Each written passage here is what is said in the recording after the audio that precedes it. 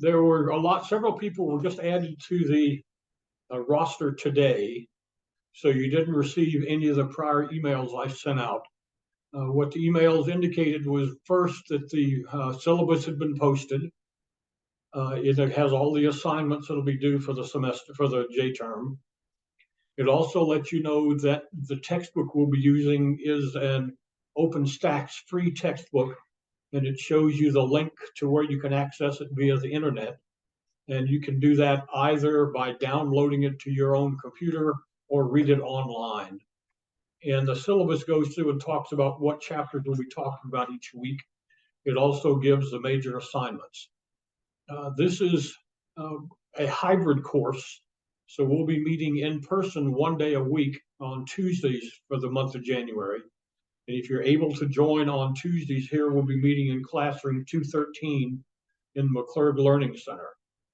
If you're not going to be able to attend in person, send me an email letting me know that you will not be able to attend in person and what times would be best. What my plan at this point, because I've heard from so few people, is to have the in-person class at 9 o'clock in the morning on Tuesday and do the Zoom meeting at 1 o'clock in the afternoon on Tuesday.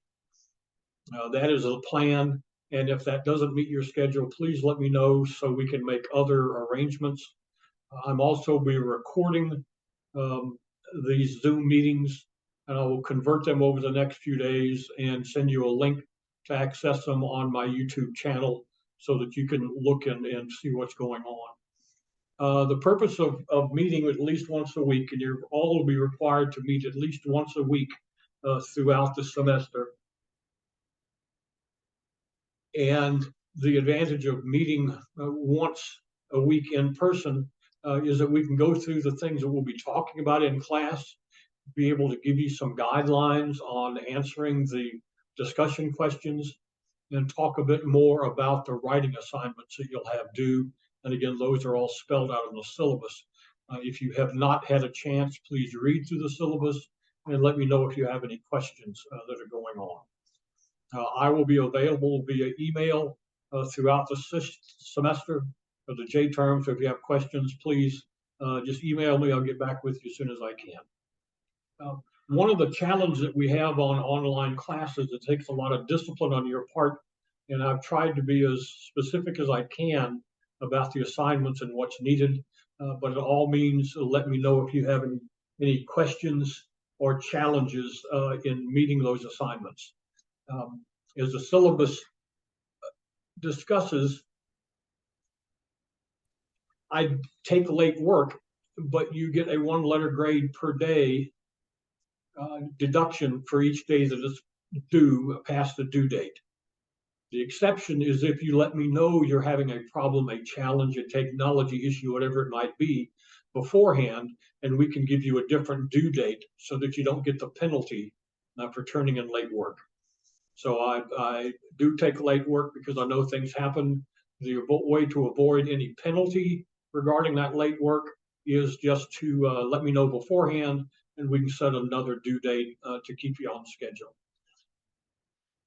The way this class will be done and the way your assignments will be done is a modified version of something called concept mapping. And rather than having to worry about having multiple choice and fill in the blank and those kinds of things, what you're asked to do when you respond online on the chat and any papers that you'll be doing is to focus on what I consider the 2 key principles of American government.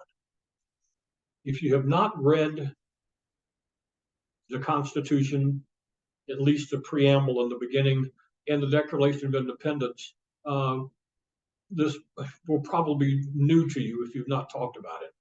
And what the basic 2 principles we talk about are, first, one of the bases on which we formed our government in the United States is on something called natural law.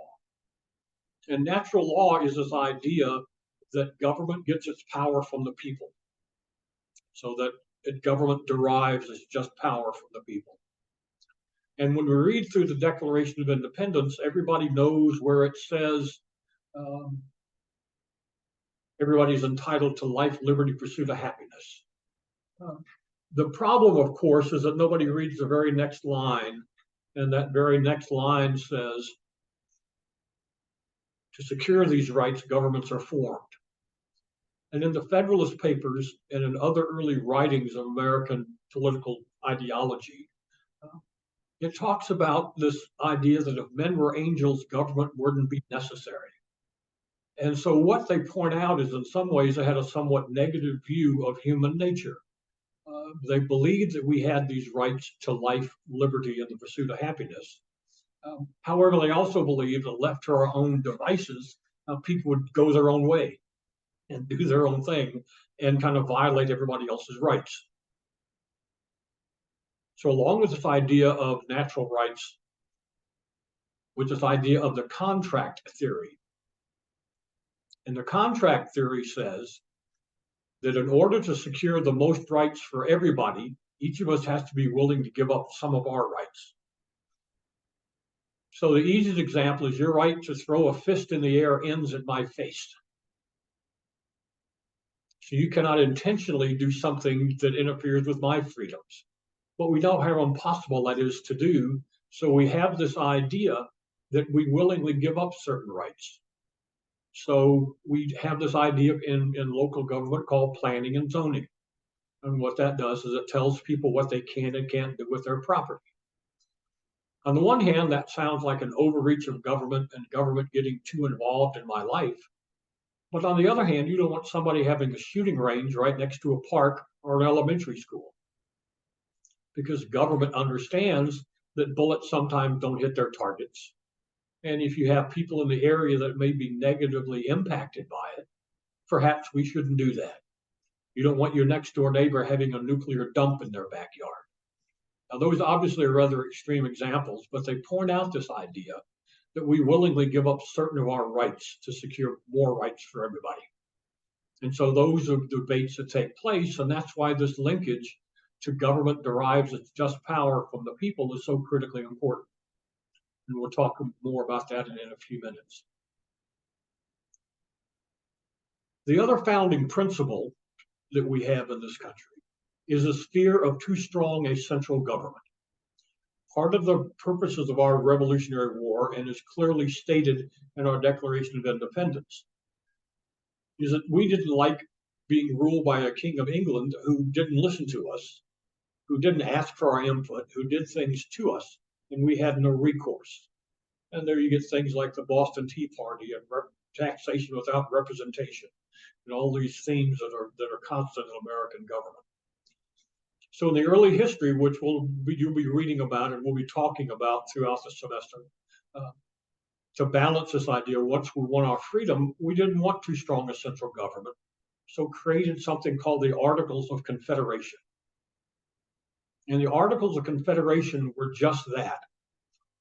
Instead of having states joined together under a common title, United States, each state had its own power to regulate international commerce, had its own power to raise money, to print their own money, and to control things pretty much within their boundaries.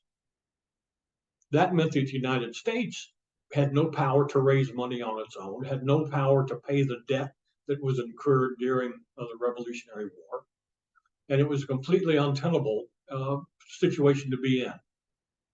Well, the Articles of Confederation, in order to be modified, required that all 13 states that were signatories attend any convention to change it. So in 1787, there was a call for a new constitutional convention to revise the Articles of Confederation. Unfortunately, one of the states didn't show up. Therefore, they technically couldn't modify the Articles of Confederation, so they just scrapped it all and created the Constitution. A lot of debates took place about that, which we'll be reading more about throughout the semester. But instituted in that new Constitution was these constraints over too strong a central government. And as a matter of fact, George Washington, who was elected as first president, only served 2 terms. And when he left, he made a point of saying that we didn't want another king or another remote ruler. So he would leave after 2 terms. And so you see, as we read through the Constitution, as we read through the Bill of Rights, you'll see this emphasis on what we can do to avoid too strong a central government. So when you think about all the issues that we're going to talk about, we'll talk about the importance of voting, talk about the importance of participation. We'll talk about the branches of government. We'll talk about interest groups and parties and elections throughout these 4 weeks. But as you read through all of those things and start framing them in your mind, ask yourself, how do they fit into those two key principles, those two key ideas? One, that government derives its just power from the people. And second, we don't want too strong a central government. And all of those debates are taking place. And you can see that debate even taking place today, specifically with the governor of Texas giving authority for his state officers to arrest illegal immigrants. And when in fact, depending on how strong you want to read the Constitution, that is a power reserved to the national government. So there will be court cases and things coming about that. So these two debates have been kind of the themes that have run throughout American history and the challenge of American government. How do we get people to participate in the process? How do we get people to show up and vote? Political parties were never intended by our founding fathers. They believed that there were factions, as in different interests, that were available, but we didn't have a formal party structure. And those early interests were basically in the North, which is more industrial and manufacturing, more heavily populated, and the southern states, which were predominantly agriculture and less sparsely populated. So those were the two big factions that were going at each other, the northern industrial manufacturing, more populated states, and the southern smaller, more agriculture states. They were interest groups that were represented, but they were not formalized in the sense of a party. And as we read further during the semester, George Washington in his farewell address basically said that we need to be cautious about parties, because if we have parties, they'll be too interested about their party and not enough about what's best interest of the nation as a whole. And you can see part of that coming about today with the debates in the House of Representatives, when a small handful of conservative members basically have dominated who's Speaker of the House, been able to effectively block a lot of legislation that's been attempted by both Republican and Democrat parties. So in some ways, that's coming true today. And we'll read about formal party structure basically began in this country in the early 1800s under the presidency of Martin Van Buren. And now we have the situation where too often one of the complaints about parties is party members are supposed to be loyal to the party first and to the people second.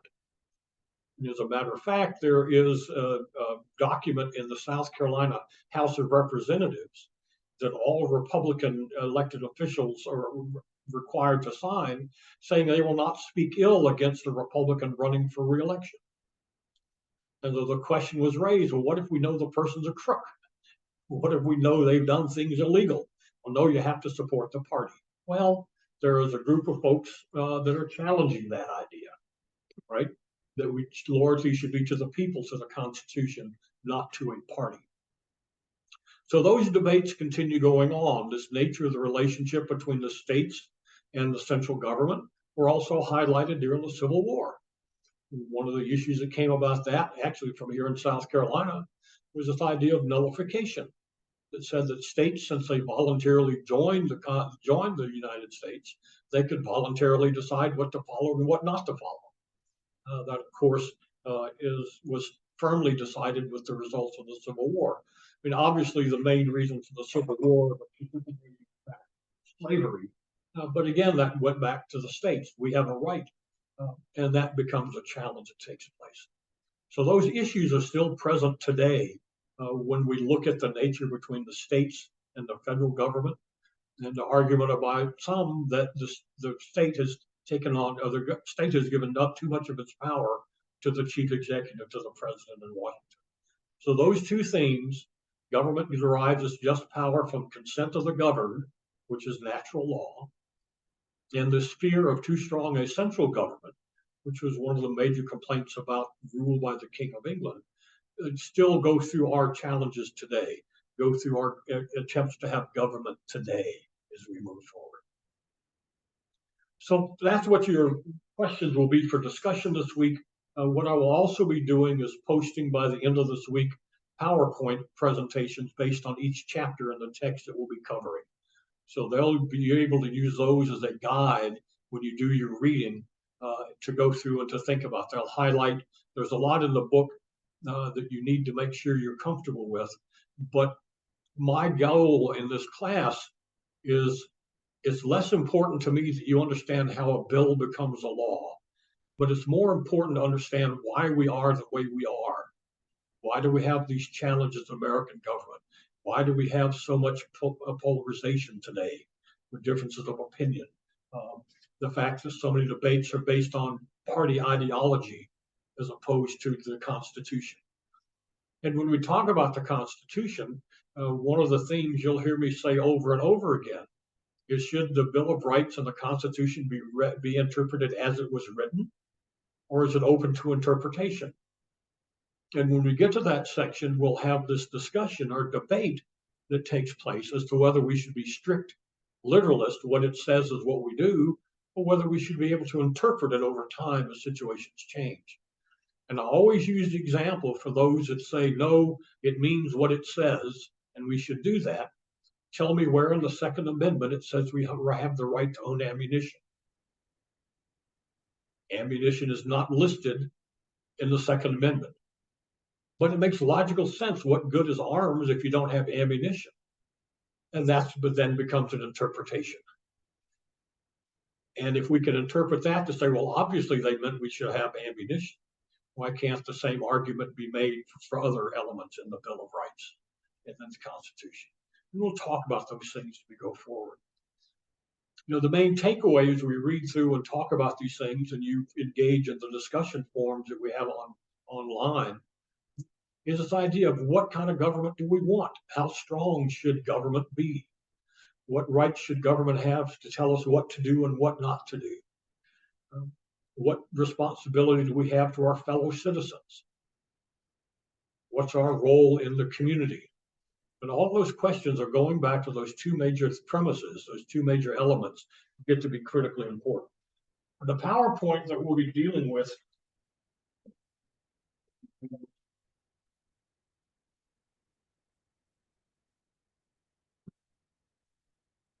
the first chapters we'll be reading about this week is this idea of American government and civic engagement, Constitution, and federalism. And some of those things we've already started talking about. The important thing to think about under chapter or unit 1, which is this students in the system, if any of you receive grant money to go to college, you're involved in government, because those are federal dollars given to the states that are then distributed. So even if you think government doesn't have a role, if you have a driver's license, don't have a driver's license, that's the government. If you pay taxes or don't pay taxes, that's the government. And so what this first chapter on is the system is understanding that government impacts everything that we do in life, to the amount of sales tax we pay, to when we can buy certain items at the grocery store. You know, why the alcohol stores have to be closed at sunset and without permit can't be open on Sundays. Why counties can decide on their own basis whether they have it or not. Whether cities can have a special tax that you have to pay to sell liquor on Sunday. All that's government involved. Speed limits on the interstates. So the government plays an active role in everything that we do, whether we think about it or not. And that's why this first premise, involvement by the citizens, is critically important. And chapter 1 goes at great length talking about two basic elements. One is participation, and that's participation just in general. So what does that mean to participate? At a minimum, it means showing up and voting. And we talk about the challenges of voting. How many people go out and vote? How many people know that there's an election going on in Richland County today to replace a state senator who passed away last fall? We just had elections in the city and the county of Newberry last November. This year in November, we have another big election, presidential election. And so you're going to see a lot over the next several months about getting out to vote, to participate in the process. So voting in elections is kind of the basic expectation of American citizens. And why that's important to think about is look at what's happening in the Middle East, where when people showed up to vote, they had to have their hands stamped to prove that they voted. Where you had people being killed by terrorist attacks while they're standing in line to vote. In parts of Ukraine that have been, what's the polite word, taken over, I guess, is no better word, by Russia. How do they handle their elections? They had armed soldiers going door to door getting people to vote. And we're happy in this country if we have 50% voter turnout for a president. And in local elections, sometimes we get as little as 10 to 12% people showing up and voting. Well, if government derives as just power from the consent of the government, or the governed rather, then elections become the primary way that people express their opinions on who they want to support and who they want to vote for. And yet trying to get people to register to vote, trying to get people to show up and vote is a challenge. In your generation, as we will read, is the least likely to participate in the elections. And there are a lot of reasons for that, and we'll talk a good bit more about that when we get to parties and elections. But this makes a basic point that we go through stages in life where we have different values and different things are important to us. And for your age group, predominantly 18 to 25 in that area, you're getting your first job, getting to develop a relationship, starting a family, going to college, a lot of other things going on. And the last thing on your mind is showing up to vote, or heaven forbid, run for office. And again, that's not a negative because every generation that's been the history of this country. People more likely to vote are people who tend to have more money, have higher education, and are older in life because they see more of a stake in the elections that are taking place. So at a minimum, we should go out and vote. And there are a lot of things that you talked about that. There are countries such as Australia where there's a law that says you have to vote. In this country, we have one day a year where we vote. We hope the voting machines are all sufficiently up to date that they work. We hope there are enough poll workers to help get people through the cycle. We have them open basically from 7 in the morning till 7 at night, but there have been instances in recent elections where people have stood around till 8 and 9 o'clock just to be able to vote. What about the person who works? Some companies give you time off to go to vote, but not all of them. What about if you're a caretaker for a parent or a child? You have to arrange somebody to cover for you there and a way to get transportation to and from the polls. So there are all kinds of challenges of getting people to vote when it's only one day. South Carolina is among those states that has basically done away with let me put it a better way. What they have done is extended what they call early voting, where you can go down to your county voter registration office, show your ID card, and vote up to 2 weeks before an election. So there's plenty of time to get in and vote. They do continue to have absentee ballots, and those are used primarily for American citizens who are living outside the country. Those would be people in the military, people working in government agencies overseas, Americans living in other countries that have retained their citizenship. And there you still can go out and get an absentee ballot. But showing up and voting is probably the most obvious way to participate in the government. But there are other ways to participate. The text talks about this. And those are joining a party, joining an interest group, joining a group of friends that believe in a certain idea or certain principles. And you have all kinds. You have Ducks Unlimited. You have the American Rifle Association. You have the American Civil Liberties Union. You have all of these different groups out there to represent people who have interests. One of the things that's important to note, and we talk about this several times, is political parties are by definition an interest group because they're groups of people who share basic ideas and to push them forward. The difference between political parties and any other interest group is political parties' primary function is to identify, recruit, and support candidates for office. And once they're in office, argue to get policies in place that support their party's ideology. We'll talk again, I keep saying we'll talk about more, but we will throughout the month. The whole idea of a party platform that specifies these are our priorities, these are what's important to us as a party. But all of those are interest groups. So at a minimum, you can join an interest group.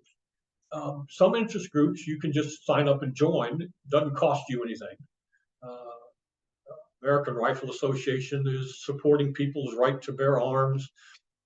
American Civil Liberty Union is trying to support and argue the rights of individuals in relationship to government. You have the Sierra Club, Natural Wildlife, all kinds of different groups that go out and support Ducks Unlimited for those that are hunters. And these are interest groups that get together.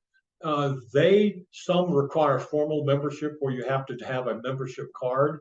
Others, you can just join and say, I would like to be involved. So the minimum you can join, keep in mind political parties are the difference because their design is to get people elected to office. Others, you require a membership card. And oftentimes you'll get certain benefits for joining that group. I get flyers in the mail all the time. Please join our group and we'll send you a free backpack or whatever it might be. Most of those are designed, the interest groups, less political parties, are designed to help bring attention to the issues that are important to them. Some of them raise money, some of them have active participation with joining in political parties to help support candidates. Historically, labor unions, which are also an interest group, have tended to support the Democrat Party as opposed to the Republican Party. Generally, business associations tend to support the Republican Party. And I use the word tend because there are always exceptions to the rule. So the idea of participation can be from the simple act of voting, which we all have a responsibility to do, to more actively being engaged by joining an interest group, joining with people who share your concerns over a particular issue. You can join a political party, and at a minimum, you can just be a dues-paying member of a party. Other than that, you can attend party meetings. You can attend county meetings. Each party will have representation within the county to reach out with the message of the party to the county. You can work for a candidate. You can knock on doors. You can make telephone calls. You can help with social media. Or ultimately, you can actually run for office and be a candidate and at some point be an elected official. So there are all kinds of ways to get involved. By way of my background and involvement, I am currently representative on Piedmont Technical College's Area Commission. I also have worked with Disabilities and Special Needs Board. I've been an elected official. I've worked with city, county, and local governments for the last 20 some odd years. And so when you get involved at whatever level, you get to see the challenges of being a democracy and trying to get people involved in the process because we all have differences of opinion. The idea of 10, 20 years ago was voting, smoking, secondhand smoke. Do we have a right to smoke? Well, you have a right to smoke, yeah, but you have a right to endanger the health of other people around you because they don't smoke. And today we have the debate over abortion, whether that's right or not. Those are interest groups on both sides. And what you will find when you study interest groups, they tend to represent the extreme of every position. The abortion gets to be a very interesting one as well because it's somewhat contemporary. You basically have 10 to 20% of the extremists on both sides who either argue never ever abortion or anytime abortion. But the 80% of the middle have much more realistic views about how to deal with the situation. That's why interest group participation gets to be important if you want to pursue those interests that you have. So participation can be either in the electoral process, as in joining a party, participating in party activities, supporting a candidate or running for office yourself, contributing money, and other ways of non-political participation would just be joining interest groups and being somewhat involved, letter writing campaigns, things of that nature. Your book has a lot more to say about that, but that kind of gives you the background. And that's the purpose of us getting together at least once a week to talk about these things. The second talks about the Constitution and its origin. And the Constitution, as I said earlier, is the result of the Articles of Confederation, which attempted to have a government with a very weak central government. And it soon realized that wouldn't work. But the evolution, and this is, you'll never be asked in my class why 1066 is important, but 1066 was a Battle of Hastings. It was in England, and it was the beginning of the movement toward, in their particular case, the noblemen having rights to petition the king to get certain things done. Up until that time, for those who know European history, it was a divine right of kings. Kings ruled because God said they could rule, and they had pretty much ultimate power to do anything and everything. And the history of their abuses are incredible as we go forward. That led to the signing of the Magna Carta in the 13th century and the slow evolution from that part. And as I said earlier, you read our Declaration of Independence, these are some very politically astute observers. Their concern was that we create a government that balanced the rights of individuals with the need for a central government to make sure we could secure these rights we said were important to us. Read the Declaration of Independence, and they said, when in the course of human events it becomes necessary for one people to dissolve the political bonds that connect them to the other, they have a right or responsibility to tell the world why. Don't just do it because you want to, explain. And so the second two-thirds probably of the whole Declaration of Independence is a list of grievances against the king and the rule, the harboring of soldiers, the control that they had on economic issues, the fact that the colonists had no representation. All of those things are spelled out in great detail, and they give you a sense of the environment and the objections that people had. So the Constitution was an attempt to make that a reality, to form a government that respected the rights of individuals and balance that with the need for a strong central government. During the debates over the Constitution, you had a group called the Federalists and you had a group called the Anti-Federalists. The Federalists, and these were collections of people who wrote under an assumed name for anonymity purposes, but argued for the Federalists. They argued in favor of approving the Constitution and its relationship with the government. The Anti-Federalists argued against the Constitution, thought that it gave too much power to the central government. And again, both of those are interesting reads. We hear more about the Federalist papers than the Anti-Federalist, primarily because the Federalist side won. Their argument for a republic and a representative democracy won out. And so we pay more attention to those. But several things that are important, and you read back through it at times, the Federalist papers. The fact that if men were angels, government wouldn't be necessary. Kind of a theme that runs through so many things. This idea that they had, it's the unequal distribution of resources that lead to factions. Their argument for free speech is that the only way to avoid conflict in the nation is to make everybody believe the same thing. And you see that in North Korea, how much free speech do they have? If all you have to do is look into what's happening in Russia to now with people that speak out against their incursions into Ukraine. If you want to see where free speech gets limited, look at the changes that have taken place in Hong Kong since the Chinese took it over after the lease expired. But our founding fathers said, no, we don't want everybody to have to think the same and believe the same things and be afraid to mention it. So free speech was important to them. And so their belief was that we should have a competition of ideas, that we should have this marketplace of ideas where people were able to express their perspectives. They would have an open debate among the public as to what was going to happen and what the results were going to be. The challenge we have in today's world with the rise of social media, with the rise of media of all kinds, and we'll talk about this later on, a very important Supreme Court case called Citizens United versus Federal Election Commission, that basically ruled that money was speech. at the very basics, what it did was allow people with a lot of money to have a louder speaker, a louder megaphone to get their message across than the people that have minimal and no money involved. So that's changed the dynamic. We'll talk about that more when we get into electoral politics. But those were the challenges that were out there. And so the Constitution was an attempt to bring that about. As you read through, several key compromises were made. First one, known as the Great Compromise, was how to handle representation.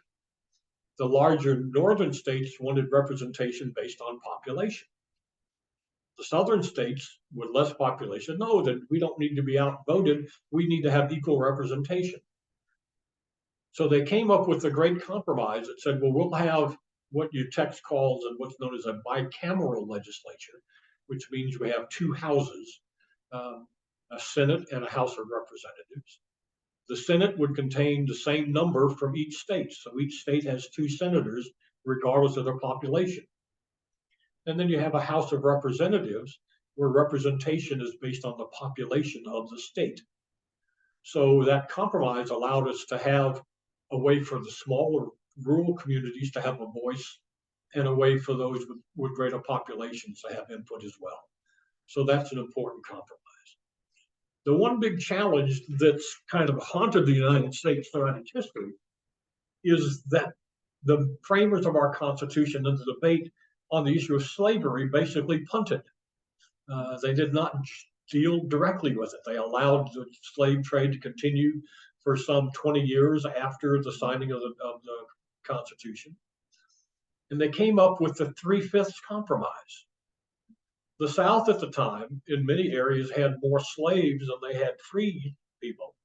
And if population was based on just the number of free people, their representation would be even smaller in the House of Representatives.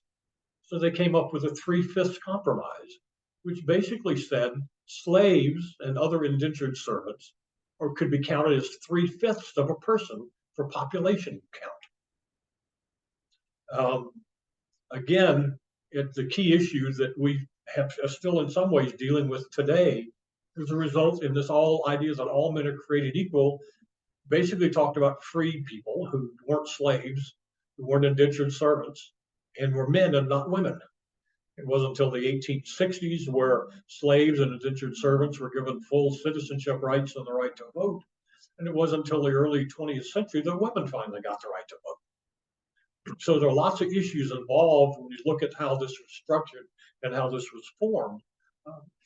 That, wow, what do they mean by all men are created equal, and yet created a government that didn't recognize everybody as equal?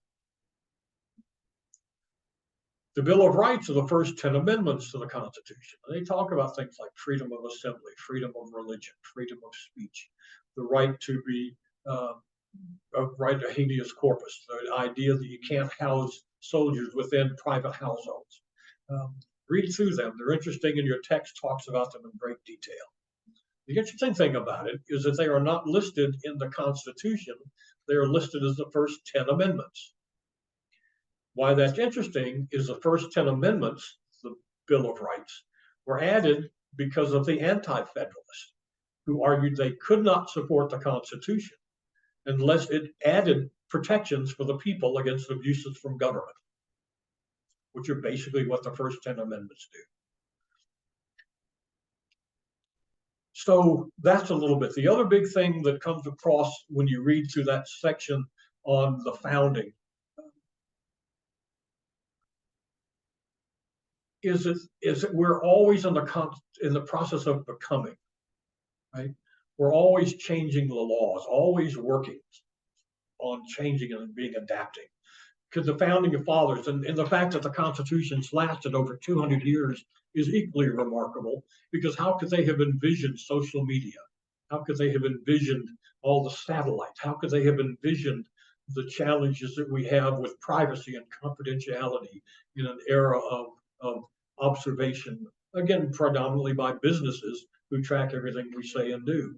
How does that affect criminal justice? Look at the way criminal justice has evolved, from the right to have an attorney to Miranda rights, the right to know what your rights are, and those are continuing on to today. For those of you that are criminal justice students, you'll be taking more specific class on those elements of the laws and the Constitution that deal more specifically with the criminal justice system in this country. So those are the challenges that take place. The other issue that is in the Constitution and in the Bill of Rights is this notion that the federal government is supreme. However, those powers not specifically given to the national government or denied to the states are then the power of the state to do those things. So even there, they tried to put in some protections for states' rights against abuses by a too strong a central government, and that era is continuing to go forward. We'll talk about this when we get into the section later on in the J term, talking about the Supreme Court. It's one of the important things on this idea of the Constitution and its origins is this idea that the Supreme Court has the power of judicial review, as in they get to review questions as to whether they are consistent with the Constitution or not. The interesting thing is nowhere in the Constitution does it give them the power for judicial review, but they are listed as Supreme Court of the land. And the Constitution does say that this Constitution and laws made with consistency to that are the law of the land. And so in the famous case of Marbury versus Madison, the Supreme Court gave itself this power of judicial review. Again, the interesting thing is it's not specifically mentioned in the Constitution, but yet has been respected by every government that's been in power since it was created.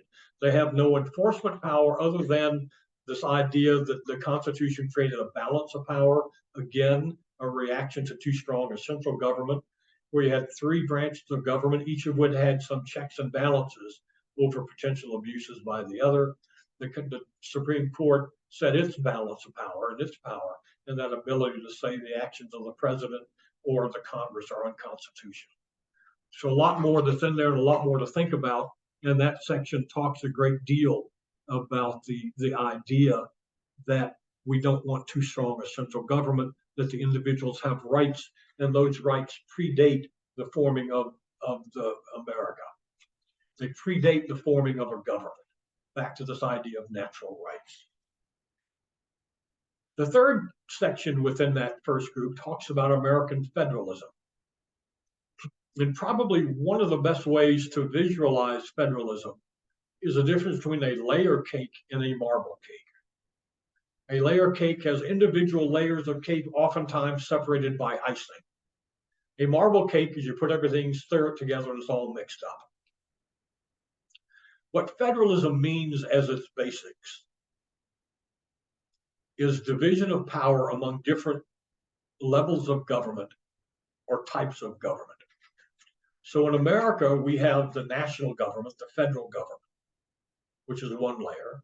We have the state governments, which are the second layer. And then we have what I call sub-state governments. These would be city governments, county governments, school boards, groups such as that are their own layer.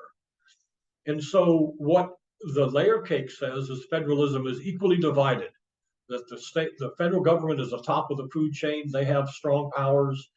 They can then give it down to the states to deal with stuff, who can then turn it over to local government to deal with things. And that suggests that there's some clear distinction between those. The marble cake says, hey, wait a minute. We've gotten so confused that now counties, municipalities, groups can petition Washington directly and don't always have to go through the states. So it's become much less clear-cut than it was early on. Your text also goes at great length talking about the evolution and the stages of federalism in this country. And one of the things that's important to keep in mind is one of the biggest differences between the two parties are the view of the role of government. The Democrat Party tends to be more supportive of a strong national government to ensure that there's a safety net and some equality under the law. The Republican Party tends to be more about states' rights. We don't need to have government telling us what to do every way, so we need to have the states involved. They're more closely related to what goes on in the communities. It's interesting, and why this becomes so convoluted is when the Supreme Court overruled Roe versus Wade and outlawed abortion. They basically said this should be a state level issue, not a national issue. And each state should be left to decide how it fits in with their quality of life, with their populations, with their issues. And so that would, you would tend to think, be a Republican, predominantly Republican perspective. Except that Lindsey Graham, our senator from South Carolina, immediately proposed what? A national standard, which would say, no, we need to have a national standard that applies to all the states, which is not what federalism is about if you belong and you believe in states' rights. So the term we're using for today, when you read through your text, is something, among other things, it's called convenient federalism. Your view of federalism as a layer cake or a marble cake depends on what you're trying to do, and you bend it to your own devices. So that gets to be important elements as we go through. So the advantages of federalism is that you have a central source of power, you have some ability to have consistency, but then you have different states that can have different rules, and it creates some challenge that takes place. You can have a federalism where you don't have the same structure here, where you have a more unified government than simply a federal government. Germany is an example of that. So those ought to give you some highlights, some things to think about as you read through. And again, by the end of this week, hopefully by the end of tomorrow, I will have PowerPoints posted that you can look through and review as you do your readings and prepare for the assignments as we move forward. And as I said, I will also be posting the PowerPoints, and I'll be converting this video that I'm making now and post it on my YouTube channel, and we'll send you the link to that. And I'll try to get that done again by tomorrow to move forward as we go on from there. Any questions, comments, make sense? We have chats. You can ask questions if you want to do a chat, or you can just turn on your speaker and raise your hand, and we'll be glad to chit chat. And if you're happy campers, make sure I get everybody's name down. Okay.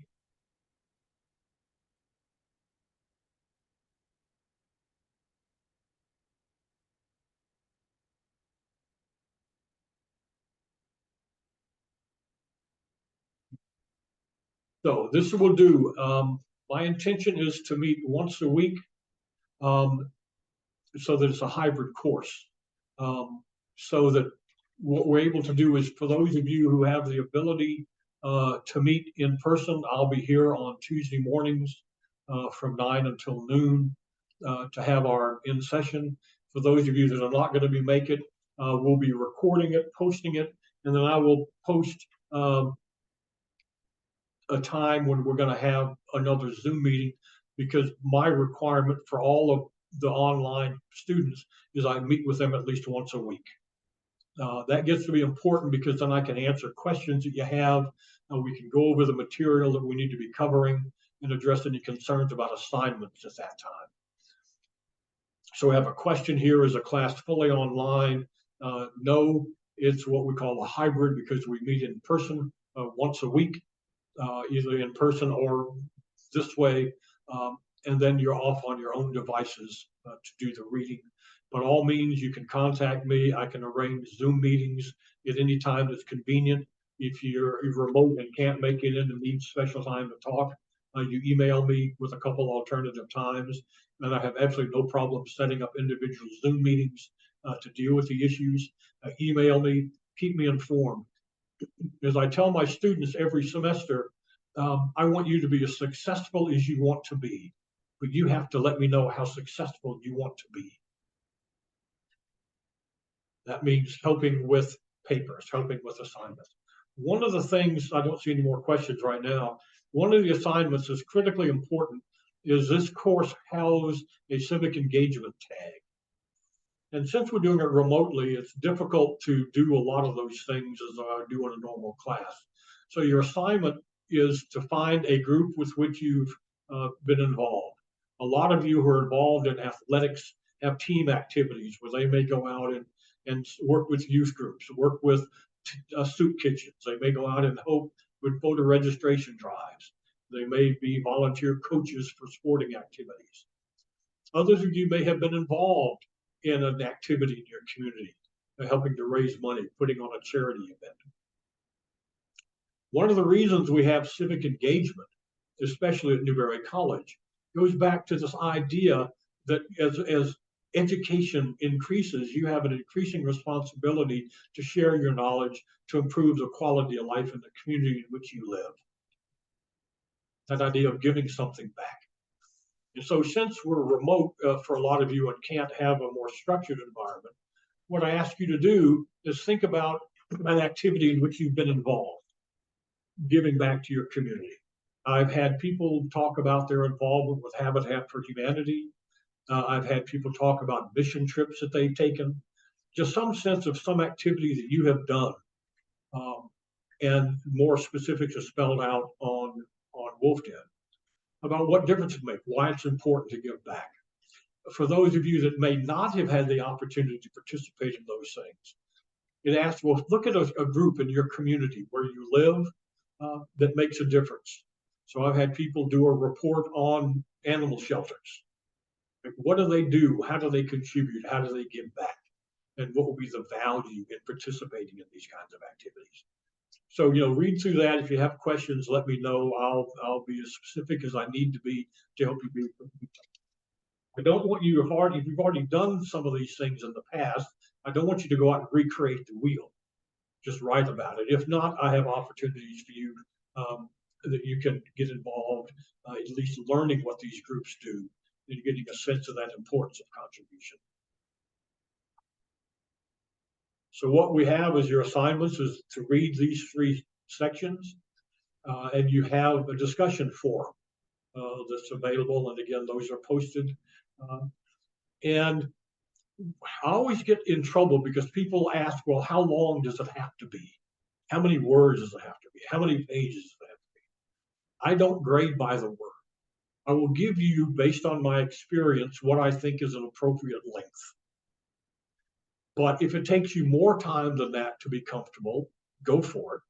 If you think you can adequately cover it, and the key there being adequately cover it in less space, do that. Because the way I work my grading system is you don't start out with 100 and lose points. You start out with 0 and earn points throughout the semester. So you get credit for everything you do, however minimal it might be. That makes sense? And so that's what's important. So read through that especially, and the other assignments. We'll talk a bit more after all of you have had time to review the syllabus. We'll do that next Tuesday morning and spend a few minutes talking about that. But this is basically why we're going to have these things. They'll be roughly an hour to an hour and a half, depending on what questions you have and how much material we need to cover. I'll get a better sense of that when I start seeing your writing that you're turning in the discussion forum. But again, one of the requirements for remote classes or these condensed classes is it be equivalent to a person sitting in for the entire 15, 17-week semester. So while it seems a lot of work, it's not really. It's just compressed into a shorter period of time. And so discipline gets to be important. I've tried to balance the assignments with the time constraints and understanding that a lot of you are remote. But I believe there's a minimum needed for you to adequately understand and take away what's important about studying American government and allow me to do a fair evaluation of the quality of the work that you do. So again, keep in mind that as you go through these things, reading through the text, keep in mind those 2 basic premises on American government, those 2 major concepts. This idea of how government derives its just power from the consent of the governed, which is natural law, which is spelled out in the Declaration of Independence, and the sphere of too strong a central government, which is spelled out in the Declaration of Independence and is implemented through the Constitution. So when we ask these questions, we talk about it. Keep those 2 principles in mind, because if you don't understand those 2 elements of American government, understanding how a bill becomes a law won't make a bit of difference to you. It's all about how do we keep it within that structure. questions, comments? Pretty exciting? No? Well, if nothing else, appreciate you logging in. Email me questions. We'll be doing this in person on Tuesday mornings and doing the Zoom or an outside meeting in the afternoon. I will do a Zoom invitation for the Tuesday morning classes to everybody, as well as an invitation to the afternoon session. Because again, I need people to talk to me, show up at least once a week, so we can keep sure that we're on the same page and answer questions. If you have no other issues or concerns, we'll just say thank you very much for showing up today. I hope it works out well. I answered some of your questions. Review the syllabus. Let me know if you have any questions and concerns about that. And again, look for the PowerPoints and the YouTube channel video of this by tomorrow afternoon. So if nothing else, have a good day. If you have any trouble accessing the textbooks, let me know, and we'll make it happen that you can get access to it. Okay, well, then have a good day, and we'll talk to you next Tuesday morning. If you need me, take care. Bye-bye.